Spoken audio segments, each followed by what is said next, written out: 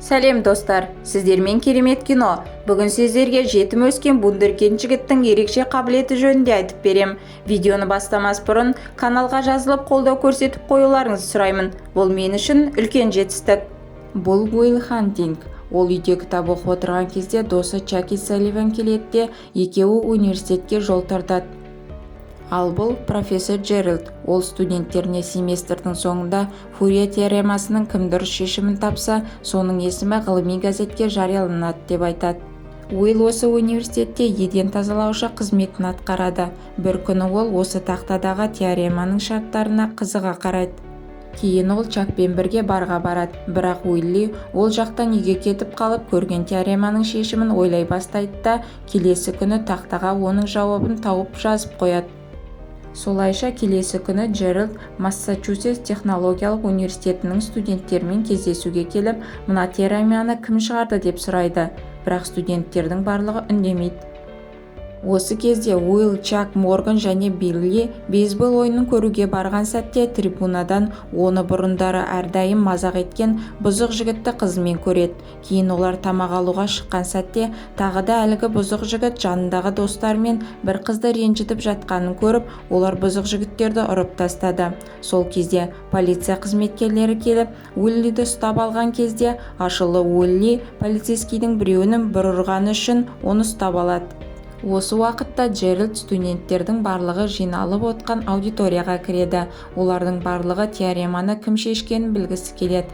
Кейін профессор еден жуушы жігіттің тақтаға бір нәрселерді жазып жатқанын көріп, жазба деп айта бастайды. Бірақ ол тақтаға салынғандарды зер салып қараса, бұл жігіт ақылды екенін түсінеді. Келесі күні Уилл достарымен барға бара жатқан сәтте Морган оны еден жуушы қызметінен қуылғаны үшін күлкіге айналдырады.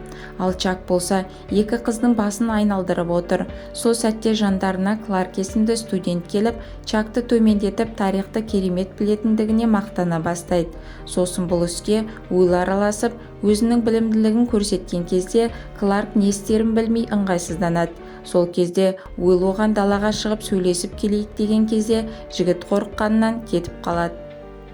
Біраз уақыттан кейін Скайлар деген қыз Уиллдің жанына келіп, ұнағанын білдіртіп, телефон номерін беріп, қыдырып қайтуға ұсыныс жасайды. Содан кейін Джеральд профессор Уилли полицейскийді ұрғаннан кейін бақылауда жүргенін біліп, сот болған күні Уиллидің қалай қорғанатынын бақылайды. Сот сол кезде Уиллидің бірнеше рет төбелестер мен кішігірім құқық бұзушылығы үшін жауапқа тартылғандығын айтады. Сонымен қатар бірнеше рет асырап алған отбасында болып, қатыгез қарым-қатынаста көргені сотта көмектеспеді. Соңында сот тек қана $50,000 кепілдік берілсе, босатылатындығы туралы айтылады. Уилли түрмеде отырса да, Скайлерге хабарласып кафеге барайық деп айтып жатыр. Сөйтіп Джеральд Уиллға келіп, сені босатып ала аламын, бірақ екі шартым бар дейді. Біріншісі, комбинаторлы математикамен бірге айналысамыз. Екіншісі, психотерапевттің қабылдауына барасың дейді. Әрине, Уилл бұған келіседі. Солайша ол түрмеден шығып, профессор екеуі математикалық есептер шығарып уақыттарын жақсы өткізсе, дәрігер қабылдауында ол дәрігерлерді мазақ етіп отырады. Сондықтан да Джеральд Уиллді профессор Шон Макуайрмен таныстырмақшы, себебі ол оның жақын досы болатын. Сөйтіп Джеральд Шонға Уиллимен жақсылап сөйлесіп, оның талантын шығару керек деп айтып кетеді. Кейін Уилл Макуайрмен кездескен кезінде тәкаппарлана бастап, біздің оқитын кітаптарымыздың барлығы түкке де тұрмайды, және де Шон әйелін айта бастағанда, Уилл әйелін балағаттап сөйлей жөнеледі. Сол кезде Шон, енді менің әйеліме тіл тигізсең өлтірем деп мойнынан ұстап оны қорқытады. Бірақ Уиллидің жаман қылықтарына қарамастан онымен жұмыс жасауға дайын. Содан кейін Уилл мен Скайлер кездесіп, қыз оған байлықтың мұрагері болдым. Гарвардтан кейін Стэнфордқа барып медицинаны үйренем дейді. Сөйтіп жастар уақыттарын жақсы өткізеді. Уилл бір аптадан кейін Шонға тағы да келеді. Әңгіме барысында Шон Уилл жас болған соң ештеңені түсінбейтіндігін, осы Бостоннан басқа жер көрмегендігін, өнерді зерттегенін, бірақ шын көзімен көрмегендігін, жігіт қыздармен болғандығын, бірақ шын махаббатты сезінбегендігін, соғыс туралы кітаптар оқығанын, бірақ соғыста жақын досынан айырылудың қандай екенін білмейді деп тұжырымдайды. Уилл жетім, балалық шағы да қиын болды. Сондықтан ол ашуланған күшік секілді ешкімге сырын айтып көрген емес. Сол кезде Шон сен айтатын сөзіңнен қорқасын деп кетіп қалады. Ал Уилл отырған жерінде ойланып қалды.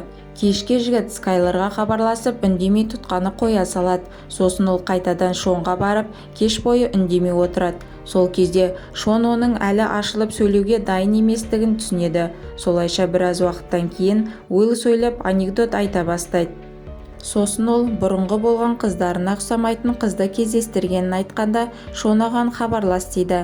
Бірақ Уилл оны жақынырақ тани бастасам, ол ақымақ болып шыға ма деп қорқам дегенде Шон бұлай өмір сүре берсең ешкімді тани алмайсың деп өзінің қайтыс болған әйелінің қылықтарын айтып, ұсақ-түйек нәрселер адамдарды жақындастырады дейді.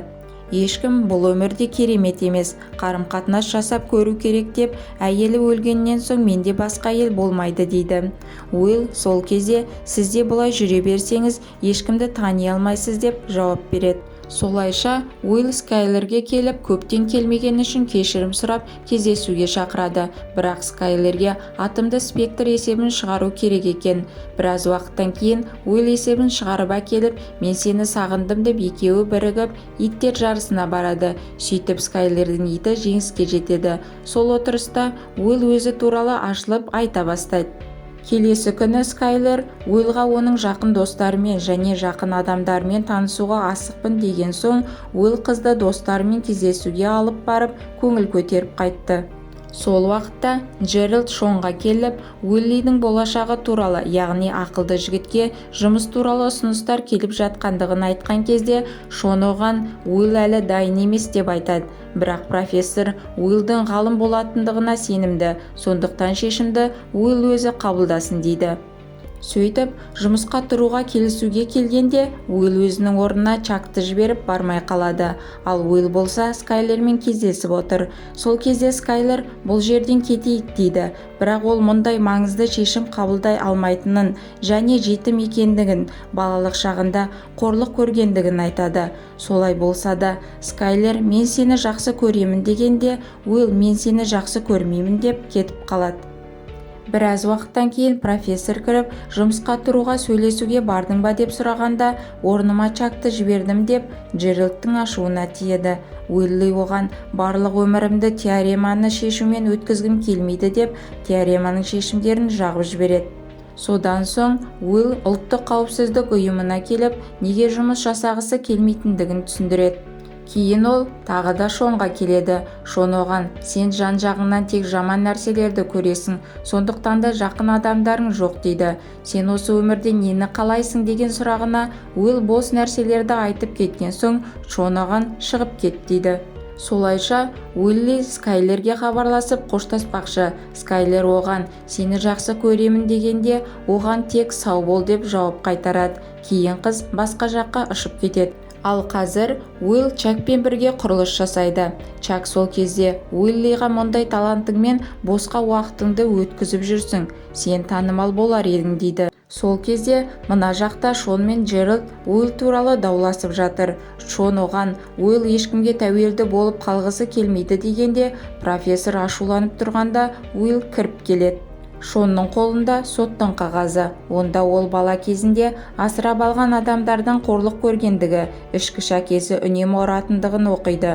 Уиллиге сол кезде Скайлермен қарым-қатынасын үзгенін айтады. Шон болса, болған жағдайларға сен кінәлі емессің деп қайталай береді. Сөйтіп Уилл ұзақ ойланып Джеральдтың ұсынысы бойынша жұмысқа тұратынын Шонға хабарлайды да олар қоштасады. Ал достары 21-ге келгені үшін оған гаражда машина құрастырып сыйға тартады. Сөйтіп Уилл кетпес бұрын Шонға хат қалдырады. Содан біраз күннен кейін достары Уиллға келсе, пәтері бос екен. Мұны көрген Чак өмірін өзгерткісі келгеніне қуанады. Ал Шон хатты алып оқыса, ол Скайлерге кеткендігін жазған екен. Осылайша фильм аяқталады. Менің түсінгенімше, кей адамдар өмірден адасып, қиыншылықтардан қашып сыр ақтаратын адам іздейтін сияқты. Оның себебі сыр сақтайтын және ақыл айтатын адамдардың жанымыздан табылмауы. Сіз қалай ойлайсыз? Комментарийге жазып кетіңіз. Назарларыңызға рахмет.